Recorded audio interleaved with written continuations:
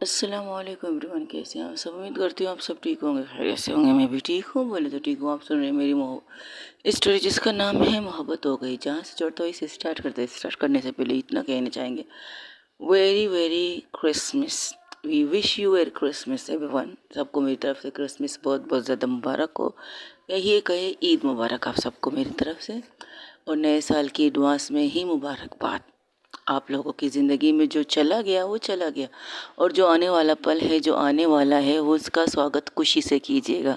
2026 ने हम 2026 आने वाली है ना, तो 2026 की स्वागत बहुत खूबसूरत तरीके से कीजिएगा। 2025 ने हमसे जो कुछ लिया है वो लेके चला भी गया है। कभी तो खुशियाँ देकर, कभी तो गम देकर, कभी अपनों को देकर, कभी अपनों से जुदा करके वो साल चला गया। अब जब नया साल आ रहा है उसका स्वागत बहुत खुशी से कीजिएगा, और दुआ कीजिएगा ये साल आपके पिछले साल से बेहतर हो।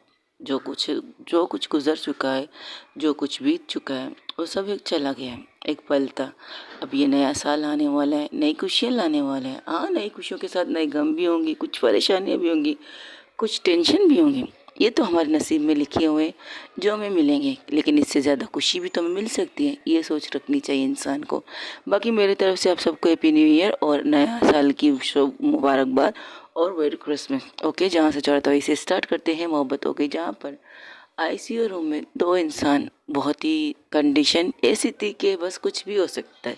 इस 2 घंटों के अंदर 2 घंटे गुजर चुके, बाकी 2 घंटे बचे हैं। वो लोग सब कुछ बहुत दुआएं कर रहे थे, रो रहे थे, कुछ चीज़ें कर रहे थे एक जगह पर, जहाँ पर बहुत ज़्यादा गुलाब ही गुलाब थे। गुलाबों के बीच में एक लड़की बैठी थी, उदास थी, बहुत खामोश थी, लेकिन गुलाबों से जैसे उसे की तरफ देखते हैं, जैसे कुदरती तौर पर गुलाब उसकी तरफ मुड़ के उसे देख रहे थे। खूबसूरत तो बहुत ज़्यादा थी और बहुत हसीन थी, लेकिन उसके चेहरे पर एक स्माइल भी नहीं था। तब उसके पीछे से एक आवाज़ आती है, रुई रुई। और जैसे ही ये आवाज़ सुनते उसके चेहरे पर जो मायूसी थी, जो थकान थी, जो सब कुछ था, उसके चेहरे पर एक बहुत प्यारी सी स्माइल आती है। वो पलट जाती है। जब पलट के देखती है तो सामने उसे अपनी मोहब्बत, अपनी इशिका, अपनी दीवानगी नज़र आती है, इशिका। और इशिका की तरफ देखकर वो भागते हुए इशिका को हक कर लेती है, कहती, कब से मैं तुम्हारा इंतज़ार कर रही थी, तुम अब आ रही हो।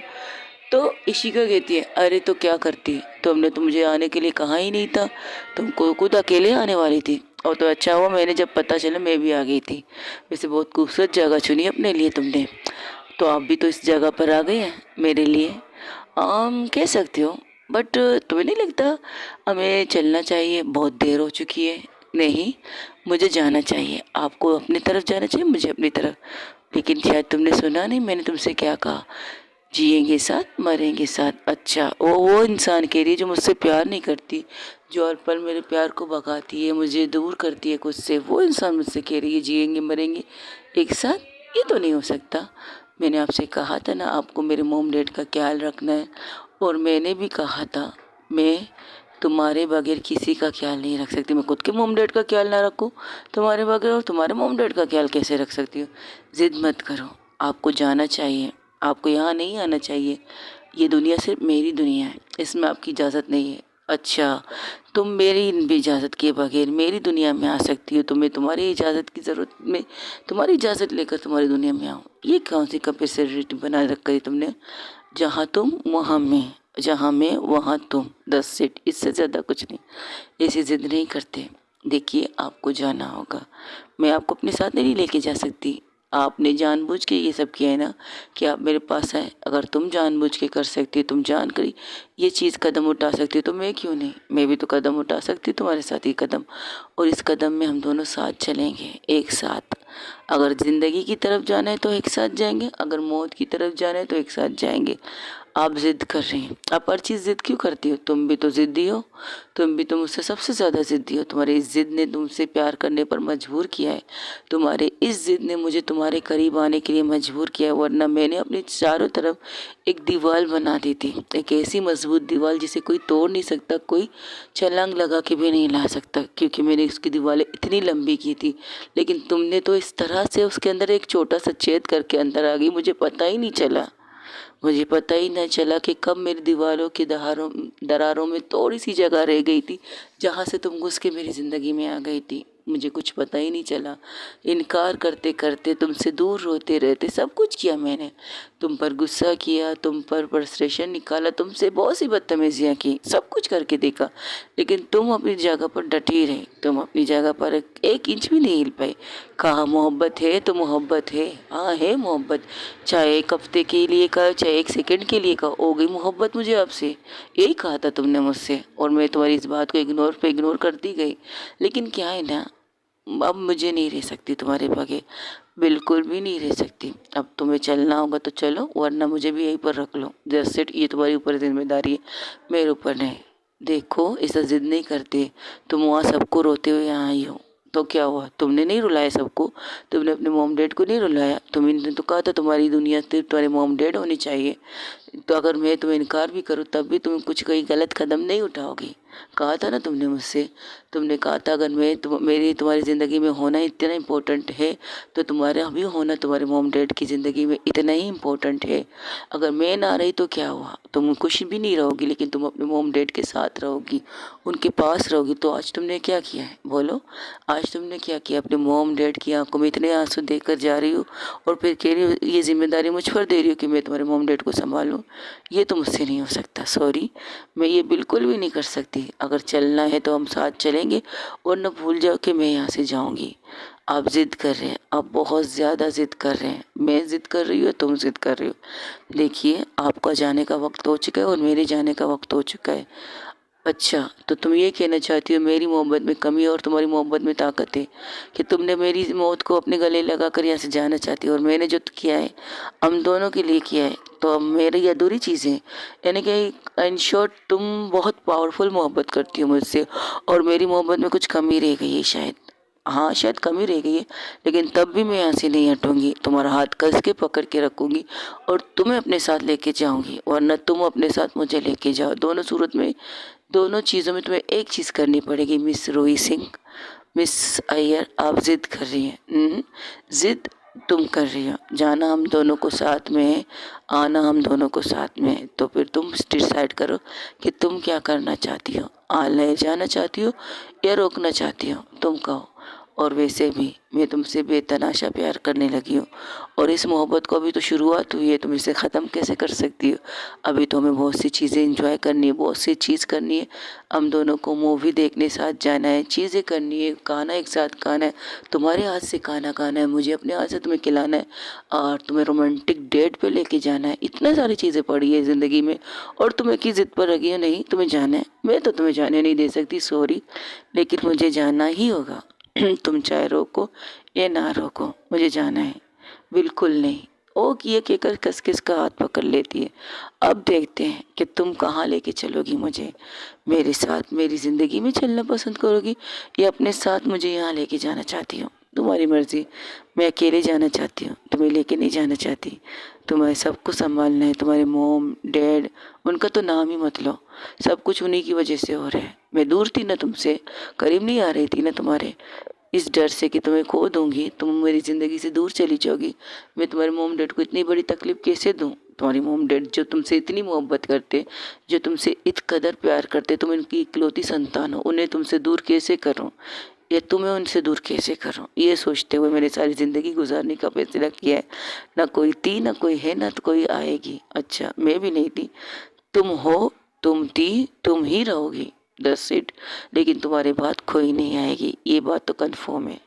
तो फिर अब क्या करना है? अब ये करना है, तुम्हें जो करना है तुम करो। और रही बात डैड की, तो यहाँ से जाने के बाद मैं डैड से बात कर लूँगी। तुम्हारे डैड से? तुम्हारे डैड से तुम्हारे हाथ मांगने वाली बात कर लूँगी, और तुम्हारे साथ डेट करने के लिए तैयार हूँ, लंबी ड्राइव पर जाने के लिए तैयार है। लेकिन आप तो मुझे कुछ दे भी नहीं सकते हैं, आपके पास इतनी चीज़ें नहीं है। मेरी लग्जरी लाइफ है, मेरी बहुत ज़्यादा आलीशान लाइफ है, तो आप कैसे करेंगे? वो मुझ पर छोड़ दो। जिस तरह तुम अपने मॉम डैड के घर में रानी बनी थी ना, उसी तरह मैं तुम्हें अपने घर में रानी बना के रखूँगी। तुम्हारे चारों तरफ जितने नौकर थे, उस घर में भी तुम्हारे चारों तरफ भी नौकर होंगे। तुम्हें एक काम करने की इजाज़त नहीं दूंगी। अच्छा, तो आप क्या डकैती करेंगे या गलत रास्ता चुनेंगे? नहीं, ना मैं डकैती करूँगी, ना मैं गलत रास्ता चुनूँगी, बिल्कुल नहीं। जिस तरह तुम्हारे मॉम डैड ने तुम्हें ईमानदारी से इतनी खूबसूरत लाइफ दी है ना, उसी तरह से मैं खुद से डबल मेहनत करके तुम्हें इतनी खूबसूरत लाइफ दूंगी जिसका तुम हकदार हो। That's it. अच्छा, तो आप काम करोगी मुझे, बट मुझे टाइम नहीं दोगी, तो फ़ायदा क्या है मेरे साथ आपके साथ आने का? क्या मतलब में इस बात का, तुम्हारा फ़ायदा क्या है इस मेरे आने का? अभी तो आपने कहा ना आप डबल मेहनत करेंगी, तो डबल मेहनत करेंगी तो आप मेरे पास बैठेंगी कब, और खाना कब खिलाएंगी, और मेरे साथ बातें कब करेंगी, लॉन्ग ड्राइव पर कब जाएंगी, और पिक्चर कब देखेंगे हम? बाप रे! देखो, अब यहाँ से चलोगी तो सारी चीज़ें होंगी ना, यहाँ पर कैसे डिस्कस कर सकते हैं? यहाँ तो चारों तरफ फूल ही फूल हैं, फूलों की खुशबू मुझे पागल कर रही है, लेकिन तुम हो क्या समझ नहीं पा रही हो? मैंने कहा ना, तो आप क्या करोगी? इतना है मेरे पास जिससे मैं अपनी मोहब्बत को राजकुमारी बना के रख सकती हूँ। इतना मैं कमा चुकी हूँ अपनी लाइफ में, ईमानदारी से, डबल मेहनत करके नहीं, ईमानदारी से कमा चुकी हूँ। और मेरे पास एक ऐसी चीज़ है जो मैं तुम्हें देना चाहती हूँ, अपना दिल, जो मैंने आज तक किसी को नहीं दिया है। किसी को देने की ख्वाहिश ही नहीं थी मेरी, लेकिन अब देना चाहती हूँ आपको। तो तुम ले लो मेरे दिल को और मेरे साथ चलने की तैयारी करो। नहीं, बिल्कुल भी नहीं। इस बारे में मैं तुमसे कोई बात नहीं कर सकती। आई एम सॉरी, मैं नहीं आ सकती। यार ये क्या बात हुई? तुम जिद बहुत करती हो। क्योंकि मुझे पता है मेरे जाने के बाद आप पापा से ठीक से बात नहीं करेंगी। वो तो मैं तो करूँगी भी नहीं। उनकी हिम्मत कैसे भी कि मेरी मौत को अब तुम्हारे ऊपर देने की। तुम भी तो किसी की बेटी हो, अगर वो अपनी बेटी की जान बचाना चाहते कुछ ही और तरीके से कर लेते। कोई बकरे की कुर्बानी दे देते, कोई मुर्गी की कुर्बानी दे देते, कुछ भी कर लेते, कुछ भी कर लेते। लेकिन तुम्हारी कुर्बानी देने की सोची कैसे? क्यों? क्या इंसान को इंसान ही ज़िंदगी भी दे सकती है, किसी जानवर की ज़िंदगी हम ले नहीं सकते? ये तो बुरी बात है ना। यानी कि अपनी गिरानी, अपनी चीज़ों को तुम बेज़ुबान पर डालोगे। वो तो है ही इन चीज़ों के लिए बने हुए, वो बने ही कुर्बानी के लिए हैं, तो फिर डालने का सवाल ही नहीं पैदा होता। तो इंसान इंसान की कुर्बानी नहीं मांगती, जानवर की कुर्बानी मांगती है। बकरे हैं, मुर्गी हैं, काला बकरा है, कुछ भी है, उसकी कुर्बानी करते हैं। तुम्हारी कुर्बानी क्यों करते? पंडित ऐसे कहते 15 बकरे, 20 बकरे, कितने बकरे होते, वो कर लेते। तो अब भी तो कर सकती थी ना, मेरे पास आने के लिए पूछ सकती थी उनसे कि कोई ऐसा तरीका है। पूछने की कोशिश की थी, लेकिन वो कभी मिले ही नहीं मुझे। उनका एक ठिकाना नहीं था, हज़ारों जगह पर जाकर बसते थे। थे सन्यासी इंसान थे, कभी यहाँ कभी वहाँ, जहाँ उनकी ज़रूरत होती थी वहाँ पहुँच जाते थे। अब देख लो, मुझे उनकी ज़रूरत हो गई तो आ गए मेरे पास। हाँ, मैंने भी यही सोचा था, लेकिन मैंने ज़रूरत नहीं की थी। वो तो तुम्हारे पापा की ज़रूरत थी, तुम्हारे पापा को मिल गए। तुम अब मुझसे लड़ने के लिए यहाँ बैठी हो। चलो ना, सब इंतज़ार कर रहे हैं। तुम्हें सुनाई नहीं दे रहा सब किस कदर रो रहे हैं? सुनाई तो मुझे सब कुछ दे रहा है, लेकिन मैं आना नहीं चाहती। मैं आ गई, फिर आप मुझे छोड़ देंगे तो, फिर मुझे बीच रास्ते, बीच मझदार में छोड़ के चले गए तो, फिर ये सीन मैं बार बार नहीं सह सकती।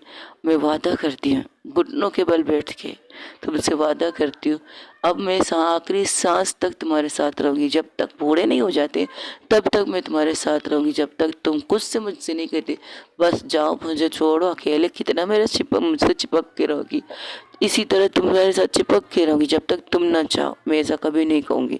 नहीं, एक वक्त आएगा ना जब तुम्हारे बाहों में सोने की ख्वाहिश रखूँगी और तुम इरिटेट होकर कहोगे भाई दूर हटो मुझसे, मेरे साथ इस तरह मत चिपको। सारा दिन चिपकते हो, काफ़ी नहीं, रात को भी चिपकना ज़रूरी है। रात को तो ज़्यादा चिपकते हैं इंसान एक दूसरे के साथ। यहाँ पर ये बातें करी, शर्म नहीं आती तुम्हें? अच्छा तो कहाँ करूँ? मैं वहाँ हूँ तो आप मुझसे ये बातें कर लेंगी, तो चलो ना, वहाँ पर तुमसे ढेर सारी बातें करने को दिल कर रहा है, यहाँ पर नहीं हो पाएगा। चलो ना प्लीज़, चलो ना। मुझे नहीं आना। नहीं, तुम मेरे साथ चलोगी? नहीं, मुझे जाना है। और देखो दरवाज़ा खुल चुका है, अपना ख्याल रखना। और मोम डैड से कहना मैं तुमसे बेतनाशा प्यार करती हूँ और तुम पर कोई इल्ज़ाम ना दें, क्योंकि तुम मेरी ज़िंदगी हो। तुम्हें तकलीफ़ में देखकर मैं चैन से रह नहीं पाऊँगी। जी तो खैर फिर नहीं पा रही हूँ, चैन से रह नहीं पाऊँगी, ये कह देना मॉम डैड को। तुम्हारा दिमाग ख़राब है तो ठीक है, चलो मैं भी चलूँगी। उसके हाथ को कस के पकड़ती वही दूसरी तरफ जहाँ आईसीयू रूम की मशीनें बहुत ज़्यादा हलचल करने लगी थी, बहुत ज़्यादा। ऐसा लग रहा था कि अब इनकी जंग यहाँ से वहाँ तक शिफ्ट हो चुकी है। एक आना चाहती है तो दूसरी जाना चाहती है, लेकिन दूसरी ज़िद पे अड़ी है कि मैं जाऊँगी, तो उस तरफ वो कह रही है नहीं मैं तुम्हें जाने नहीं दूँगी। इस तरह की उनकी मशीनें चल रही थी। सपना बाहर से ये सारी चीज़ें देख रही थी, अपने मोम की चेहरे पर देखती जहाँ परेशानी साफ दिखाई दे रही थी, जहाँ ऐसा लग रहा था कि वो भी अब सब कुछ हार चुके हैं। सब कुछ जो मेहनत वो कर रहे थे, सब कुछ एक पल ऐसा आता है वो डट के कुर्सी पर गिर जाते। तो उनकी बेटी और बहू ने संभालने लगती। उनकी आंखों से 2 कतरे आंसू निकल आते। वहाँ आशा इस कदर परेशान थी कि वो अंदर आना चाहती थी लेकिन अंदर आ भी नहीं सकती थी। वो दोनों को देखती, जो उनकी कंडीशन जो मशीनें बता रही थी उससे वो भी परेशान थी, बहुत ज़्यादा परेशान थी। वो सोच नहीं पा रही कि उसे क्या करना चाहिए। तब उसके कंधे पर एक हाथ महसूस होता है। जैसे पलटती है, अपने सामने रूही को देखती है। रूही को देखकर वो कस के से हक करके रोने लगती है। मैना कहती थी मेरी दोस्त तुम्हारी दोस्त से प्यार बहुत करती है। मैना कहती थी देखो ना क्या कर रही है दोनों दोनों हम दोनों कुछ छोड़ के जाने चाहते हैं। मैं इस तरह नहीं जाने दे सकती। प्लीज़ इससे कहो ना कि तुम्हारी अगर सुनते तुम्हारी सुने, रूही से कहो ना वो आ जाए, क्योंकि जब तक रूही नहीं आएगी तो इशिका भी नहीं आएगी। इतना यकीन है मुझे, और मुझे पता है कि ये सब रूही की वजह से हो रहा है। वो शायद जिद कर रही होगी ना, वो नहीं आना चाहती। मोम सिर्फ रूही की तरफ देख रहे हैं, इशिका की तरफ नहीं देख रहे हैं। इशिका को भी तो उनकी ज़रूरत है, लेकिन उन्हें पता है कि रूही की वजह से इशिका ज़िंदा रह सकती है। तो प्लीज़ उनसे कहो ना कि वापस आ जाए और इस तरह तो ना तड़पाए मेरी दोस्त को। इतनी बड़ी गलती नहीं है उसकी जितनी बड़ी सज़ा वो देना चाहती है उसे। हाँ, उसे उसे इग्नोर किया, रहे उसके साथ, उसे सज़ा दे, मसला नहीं है, लेकिन उसे छोड़ के ना जाए। उसे छोड़ के जाने के बाद वो जिंदा मेरे से नहीं रहेगी। अगर जिंदा रहे भी तो नहीं रह पाएगी। वो अपने डैड को कभी माफ़ नहीं कर पाएगी। खाओ ना उस लड़की से, कि वो लड़की जो अपने मॉम डैड से इतनी मोहब्बत करती है, अपने अब्बा से इतनी प्यार करती है, अगर वो चली गई ना तो ज़िंदगी भर वो अपने अब्बा की शक्ल नहीं देखेगी। क्योंकि उन्हें यही लगेगा, उसे यही लगेगा कि उसके अब्बा की वजह से उसकी मोहब्बत मौत के मुंह में चली गई। कहो ना उसे प्लीज़ आंटी। ओ उसे छोड़कर उसके मॉम डैड के पास जाती है, रूही के मॉम के डैड के पास जाके बैठ जाती है। प्लीज़ आंटी उससे कहिए ना वो आंखें खोले। वो आप लोगों की तो सुनेगी ना अंकल, वो आपसे बेतनाशा प्यार करती है, आपकी तो सुनेगी ना। अगर वो चली गई ना तो एक घर से सब कुछ बर्बाद हो जाएगा। एक घर की खुशियाँ बर्बाद हो जाएगी। जो घर एकजुट रहता था वो शायद टूट भी सकता है। वो वो इशिका जो अपनी मोम डैड से बेतनाशा प्यार करती है ना, अगर रूही को कुछ भी हुआ ना, वो कुछ भी कर गुजरेगी। वो शायद ज़िंदगी भर अपने बाप से बात ना करे, ज़िंदगी भर उनकी शक्ल ना देखे, ज़िंदगी भर उनको अपनी आवाज़ के लिए तरसाए। अगर वो यही चाहती तो करे, बिल्कुल करे। लेकिन अगर उसे सज़ा देनी है ना इशिका को, तो यार एक कभी तो उसे सज़ा दे, उससे कहिए, क्योंकि उसका रहना ज़रूरी है इशिका की लाइफ में, इशिका की खुशियों में। शायद हो रहा है वो अपने मॉम डैड से, शायद अपने बाप से बात कर पाएगी, लेकिन अगर उसने इस तरह ज़िद करके जाने की सोची ना तो यह सब कुछ बर्बाद हो जाएगा। प्लीज़ अंकल प्लीज़ कुछ तो करें, प्लीज़ आंटी प्लीज़। आपकी बेटी आपकी बात सुनेगी, आप दोनों की सुनेगी, प्लीज़ कुछ कीजिए ना। ये घर बर्बाद हो जाएगा, इशिका बर्बाद हो जाएगी। इशिका जिंदा तो रहेगी लेकिन जिंदाओं में नहीं रहेगी, वो मुर्दा रहेगी। वो शायद कुछ खाए ना पिए, सारी ज़िंदगी ऐसी रहेगी। क्योंकि मैं जानती हूँ अपनी दोस्त को, अगर वो किसी से प्यार कर सकती है बेतनाशा करेगी और करके हद तक पार कर पाएगी। उसकी हद मैंने देखी है, आज मैंने देखी है। मैंने सोचा था एक नॉर्मल चीज़ पूजा होगी, लेकिन जिस जिस चीज़ों ने उससे किया है ना, आग पर चली है आपकी बेटी के लिए, पानी से नहाई है आपकी बेटी के लिए, यहाँ तक पैदल आई है, नंगे कदम आई है आपकी बेटी के लिए। उसकी कंडीशन आप सबने देखी है ना, देखिए ना अपनी उसकी कंडीशन। फिर भी अगर ये सब होगा ना तो हम इशिका को खो देंगे। आपकी बेटी तो आप ज़िंदगी में खो देंगे, लेकिन हम जिंदा रहकर इशिका को खो देंगे। प्लीज़ कुछ कीजिए, कुछ भी करके इशिका के लिए रूही को कहिए आ जाए, वापस वापस आ जाए वही दूसरी तरफ जहाँ रूही जाने की जिद कर रही थी। और इशिका उसका हाथ कस के पकड़ के रखा तो कहती नहीं। उसकी आंखों से 2 आंसू निकलते हैं। जब वो आंसू देखकर तो रूही पलटती है, उसे देखकर उसके आंसू साफ करके कहती है और उसके फेस को पकड़ के कहती है मुझे जाने दो ना यार, नहीं होता, तुम्हारे इनकार से अब नहीं होता। दर्द होता है, बहुत ज़्यादा दर्द होता है, इतना दर्द होता है कि मैं लफ्ज़ों में बयान नहीं कर सकती। हाँ, मैं अपने मोम डैड की वजह से जीना चाहती हूँ, अपने मोम डैड की वजह से रहना चाहती हूँ, लेकिन अगर तुम मेरे सामने आई ना तो शायद मैं खुद को तोड़ पाऊँगी, खुद को फिर से जोड़ नहीं पाऊँगी। क्योंकि तुम्हारी इग्नोरेंस, तुम्हारी नफ़रत, तुम्हारी चीज़ें मुझे हर्ट बहुत करती है। इसलिए जाने दो मुझे, रोकनी ना मत मत रोकना। अगर तुमने रोका ना तो सब कुछ मुझे अच्छा नहीं लगेगा, और तुम अगर चली गई नहीं तो मुझे अच्छा नहीं लगेगा। प्लीज़ चलो ना, सब लोग वहाँ हमारा इंतज़ार कर रहे हैं, तुम्हारे मॉम डैड, सपना, नूर, सब तुम्हारे दोस्त तक तुम्हारा इंतज़ार कर रहे हैं। तुम मेरी वजह से उन्हें क्यों छोड़ रही हो? एक की मोहब्बत में तुम सबकी मोहब्बत को इग्नोर नहीं कर सकती। दिस नॉट फे एक ही मोहब्बत में इतनी सारी मोहब्बत को टुकरा कर जाने वाली नाशुक्रा होती है, और तुम नाशुक्रा बंदी बन रही हो। इतनी मोहब्बत करने वालों के बीच में तुम मुझे क्यों चुन रही हो? मुझे मत चुनो, अपनी मोहब्बत इनको तो चुनो। तुम्हारे मॉम है, तुम्हारे डैड है, तुम्हारे 5-4 दोस्त हैं जो तुमसे बेतनाशा प्यार कर रहे हैं, वो भी रो रहे हैं तुम्हारे लिए। तो मुझे छोड़ो ना, तुम मुझे छोड़ो। नहीं छोड़ सकती ना। उन सब की मोहब्बत में तुम्हारी मोहब्बत आवी हो चुकी है। ये कहो तुम्हारी मोहब्बत सबसे ज़्यादा हो चुकी है, सबसे ज़्यादा, जो मैं लफ्ज़ों में बयान नहीं कर सकती। इतनी हो चुकी है कि मैं कह भी नहीं सकती और तुम सुन भी नहीं सकते। इतनी मोहब्बत हो गई है मुझे तुमसे, मॉम डैड की मोहब्बत से भी ज़्यादा, सबकी मोहब्बत से ज़्यादा, दोस्तों की मोहब्बत से भी ज़्यादा। अगर कम होती ना तो मैं तुम्हारे पास नहीं होती, अपने मॉम डैड के पास होती। अगर जब मुझे कहा गया था कि तुम्हारी ज़िंदगी चाहिए तो मुझे अपनी मौत को चुनना पड़ेगा, तो मैं डगमगाई नहीं। मैंने एक ही पल में फ़ैसला कर लिया था, सोचा भी नहीं था कि सोचूंगी। अगर सोचने बैठती ना तो शायद मैं इतनी नहीं करती जितना मैंने किया है। अपने मॉम डैड के बारे में सोच ली, और सोचने के लिए मेरे लिए वो मेरा दिल इजाज़त दे ही नहीं रहा था। मेरी मोहब्बत मौत के मुंह में जाए, बिल्कुल भी नहीं। अगर मेरी ज़िंदगी उसे मिल जाएगी और उसकी मौत मुझे मिल जाएगी तो मुझे इससे बड़ी खुशकिस्मत खुद को खिलाने में ही फ़ायदा है। तो मैंने खुद को खुशकिस्मत खिला दिया, तो आ गई मौत की ज़िंदगी बाहों में। और तुम्हारी बाहें ये नहीं है, तुम्हारी बाहें बाहर हैं। तुम्हारी बाहों में, ज़िंदगी की बाहों में जाना है तुम्हें, मौत की बाहों में नहीं, बिल्कुल भी नहीं। अगर जाएंगे तो साथ में ज़िंदगी की बाहों में जाएंगे, वरना तो मौत की बाहों में मुझे भी ले चलो।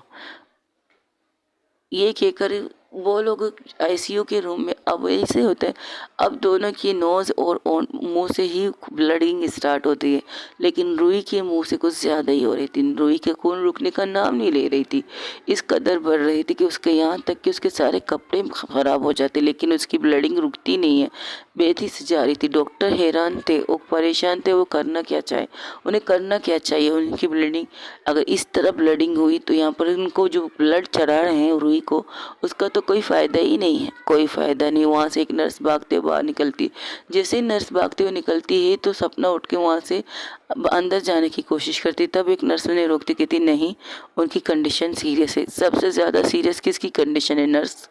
वो चुप हो जाती। मैंने कहा सबसे ज़्यादा सीरियस किसकी कंडीशन है? नर्स। तो कहती मैम, रूही मैम की। तो वो सिर्फ उसके मॉम डैड की तरफ देखते हैं, जैसे कि आंखों से कह रहे, देखा मेरी दोस्त आपकी बेटी के पीछे किस तरह पागल हो रही है, और आपकी बेटी ने जिद पकड़ के बैठी है। ओके गाइस, आज के लिए इतना ही। हो सके तो मेरे चैनल को लाइक शेयर कमेंट सब्सक्राइब में ज़रूर बताइए कि आज की एपिसोड आपको कैसा लगा। आज शॉर्ट एपिसोड है क्योंकि मेरी तबीयत ठीक नहीं है, सर में दर्द है और रिकॉर्डिंग करना नहीं हो पा रहा है। दिल तो कर रहा है 1-2 घंटे की रिकॉर्डिंग करो, लेकिन क्या कर सकते हैं।